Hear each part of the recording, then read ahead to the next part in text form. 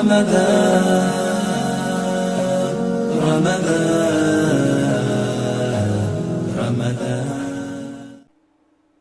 اللہ الرحمن الرحیم الحمد للہ رب العالمین والصلاة والسلام علی سید المرسلین وعلی آلہ وصحبہ اجمعین۔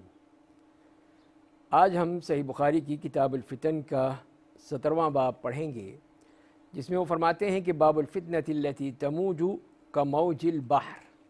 کہ اس فتنے کا بیان جو فتنہ سمندر کی طرح ٹھاٹھیں مار کر اٹھے گا۔ اور اس میں ابن عیینہ کہتے ہیں خلف ابن حوشب سے کہ وہ لوگ پسند کیا کرتے تھے اس زمانے کے لوگ کہ فتنے کے بارے میں جو شعر ہیں امرؤ القیس کے ان کو دیکھا جائے، جس میں وہ کہتے ہیں کہ الحرب اول ما تکون فتیۃ تسعى بزینتها لكل جہول حتى اذا اشتعلت وشب ضرامها ولت عجوزا غیر ذات حلیل شمطاء ينكر لونها وتغيرت مكروهة للشم والتقبيل۔ تو یعنی کہ مطلب یہ ہوا کہ ابتدا میں ایک جوان عورت کی صورت ہے، یہ جنگ دیکھ کر ناداں سے ہوتے ہیں عاشق اور دنگ، جبکہ بھڑکے شعلے اس کے پھیل جائے ہر طرف، تب وہ ہو جاتی ہے بوڑھی اور بدل جاتی ہے رنگ۔ ایسی بدصورت کو رکھے کون چونڈا ہے سفید، سونگھنے اور چومنے سے اس کے سب ہوتے ہیں تنگ۔ تو یہ اس کا شعری ترجمہ بھی کیا بعض علماء نے۔ مطلب یہی ہے کہ جو لوگ اس کو فتنے کو بھڑکاتے ہیں اور فتنہ پیدا کرتے ہیں، تو وہ پہلے تو بڑے خوش ہوتے ہیں کہ ان کی جو خواہش ہے وہ پوری ہو گئی، اور وہ اس میں پوری طرح کامیاب ہو گئے کہ فتنہ انہوں نے پھیلا دیا اور لوگوں کو اس میں مصروف کر دیا۔ لیکن جب وہ فتنہ بڑھتا چلا جاتا ہے یہاں تک کہ پورے اپنے علاقے کو لپیٹ میں لے لیتا ہے اور ہزاروں لوگ اس میں مصروف ہو جاتے ہیں، کتنے لوگ مارے جاتے ہیں، کتنے لوگ تباہ ہو جاتے ہیں، تو یہ سب کچھ ہو جاتا ہے، تو پھر وہ ظاہر ہے کہ پھر کوئی اس کو پسند نہیں کرتا، پھر وہ فتنہ جو ہے وہ انسان کے لیے تباہی اور بربادی کا باعث بن جاتا ہے۔ جیسے کہ ہم نے دیکھا کہ لوگ کسی اور کو کاؤنٹر کرنے کے لیے، اس کے خلاف کسی اور کو تیار کرنے کے لیے جو انگریزوں کا رول تھا کہ ڈیوائیڈ اینڈ رول کے تحت اس طرح کے فتنے پیدا کیے جاتے ہیں، اور فتنے پیدا کر کے پھر دوسروں کو اس سے ختم کیا جاتا ہے، اور یہی فتنہ جب بڑھ جاتا ہے پھر وہی مصیبت جو ہے وہ اپنے لیے مصیبت بن جاتی ہے اس شخص کے لیے جس نے یہ فتنہ بھڑکایا تھا۔ تو اس طرح پھر یہ چیز جو ہے وہ بڑھتی چلی جاتی ہے۔ تو یہ چیز جو ہے یہ انتہائی خطرناک ہے اس صورت میں کہ جب کہ یہ فتنہ اس طرح اچھا لگتا ہے زینت کے لحاظ سے، اس کے لحاظ سے، لیکن جب کہ وہ بڑھتا چلا جاتا ہے پھر پریشانی ہوتی ہے۔ اور اس کے بعد یہ حدیث لائے ہیں جس میں حذیفہ ابن الیمان رضی اللہ تعالیٰ عنہ فرماتے ہیں کہ بینا نحن جلوس عند عمر اذ قال ایکم یحفظ قول النبی صلی اللہ علیہ وسلم فی الفتنہ قال فتنة الرجل في أهله وماله وولده وجاره تكفرها الصلاة والصدقة والأمر بالمعروف والنهي عن المنكر قال ليس عن هذا أسألك ولكن التي تموج كموج البحر قال ليس عليك منها بأس يا أمير المؤمنين إن بينك وبينها بابا مغلقا قال عمر يكسر الباب أم يفتح قال بل يكسر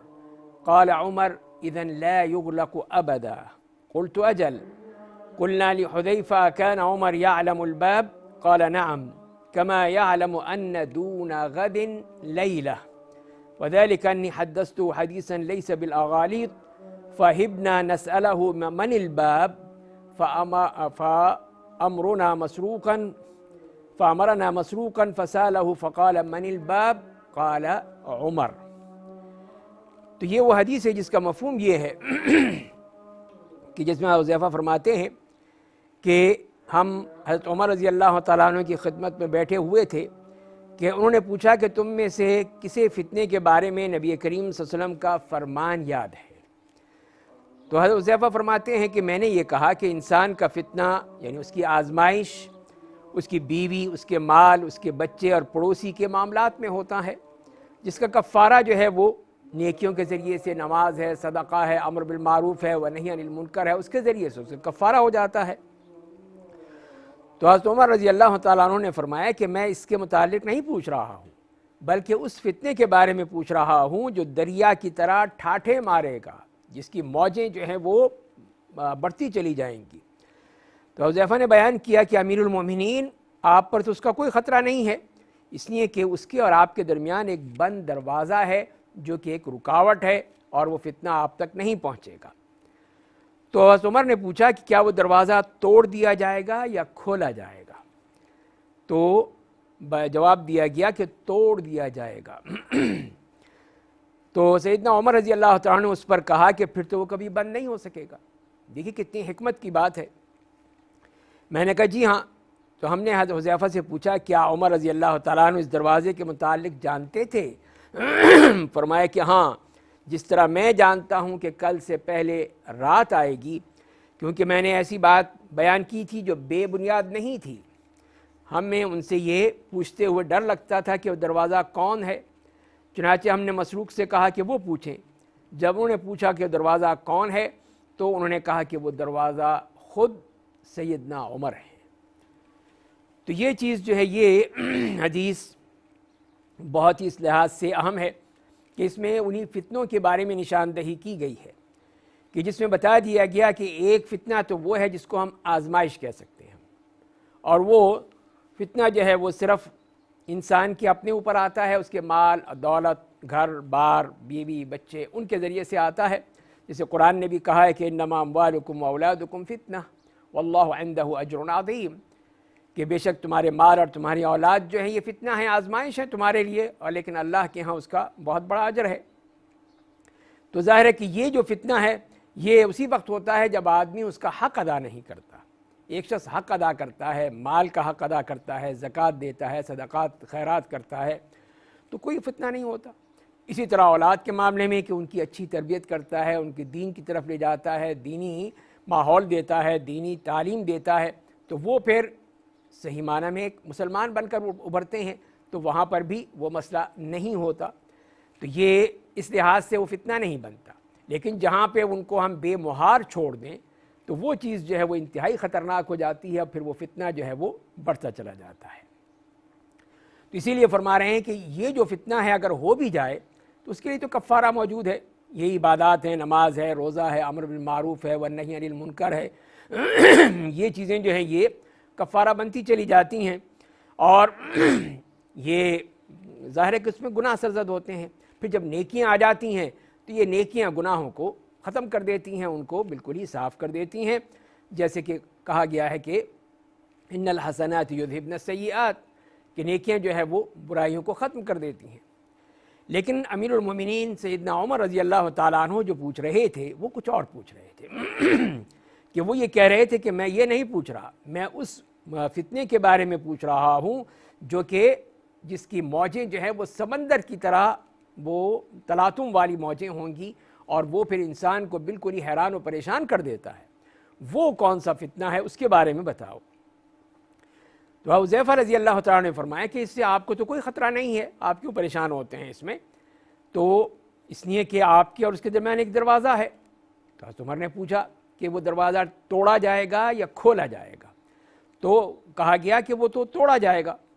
اس لیے کہ اگر اس کو کھول دیا جائے تو پھر بند بھی کیا جا سکتا ہے، پھر تو بند کرنا بھی آسان ہے، لیکن جب چیز توڑ دی جاتی ہیں، ٹکڑے ٹکڑے ہو جاتی ہیں، تو پھر اس کو بند کیسے کیا جا سکتا ہے؟ تو بند نہیں کیا جا سکتا۔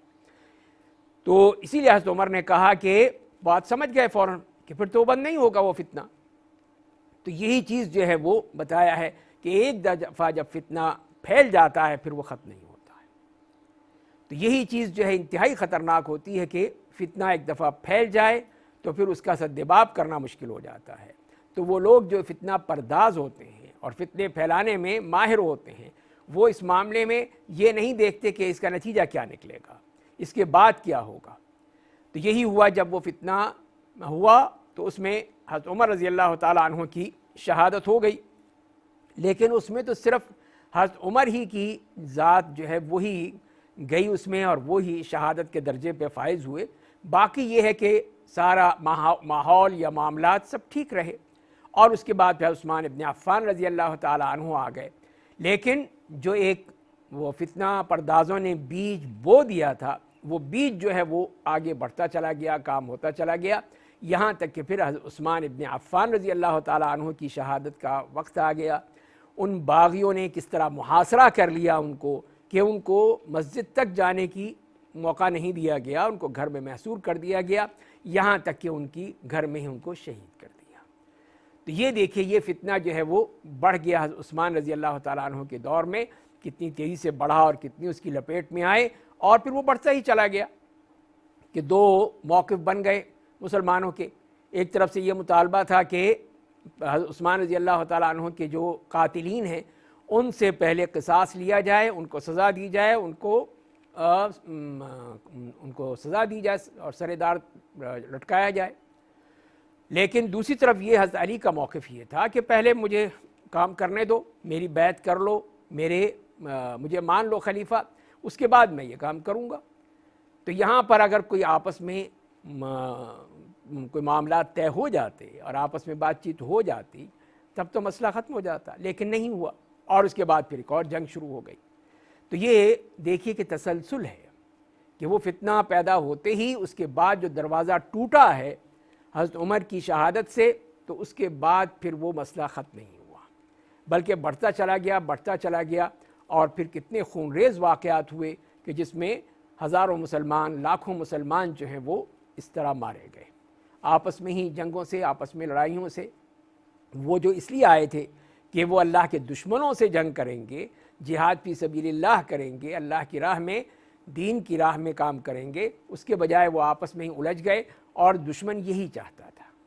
دشمن کا اصل مقصد یہی ہے کہ یہ مسلمان آپس میں ہی لڑتے رہیں، آپس میں ہی اختلاف کرتے رہیں، آپس میں ان کی جنگیں جاری رہیں، اور وہ دشمن اپنے آپ پوری طرح آزادی سے جو چاہے کرتا رہے۔ تو اس میں وہ کامیاب ہو گیا، اس نے مسلمانوں کو آپس میں لڑا دیا، اور خود جو ہے وہ مسلمانوں کی جڑیں کاٹنے کے لیے ہر وقت تیار رہتا ہے۔ اسی لیے دیکھتے ہیں کہ ہم مسلمان ملکوں میں کتنی تیزی سے یہ دونوں قسم کے فتنے، فتنۃ الشہوات اور فتنہ شبہات، دونوں تیزی سے پھیل رہے ہیں۔ شہوات کی وجہ سے کتنے ہی بربادی اور تباہی آ رہی ہے، بے حیائی، عریانی، فحاشی، بدکاری، یہ تیزی سے پھیلتی چلی جا رہی ہیں، اور دوسری طرف فتنہ شبہات ہیں جس کی وجہ سے لادینیت، الحاد اور دوسری طرح کی چیزیں جو ہیں اور افکار لوگوں میں، نوجوانوں میں تیزی سے پھیلائے جا رہے ہیں۔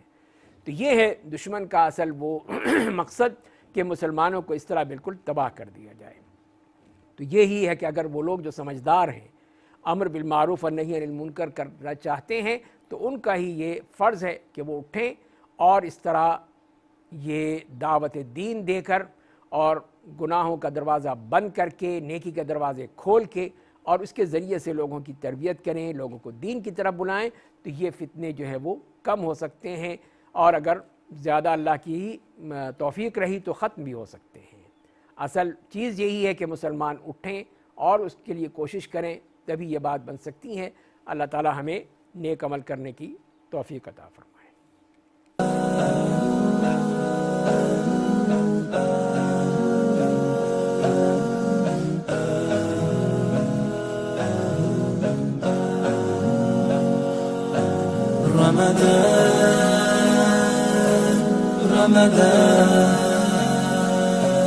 رمضان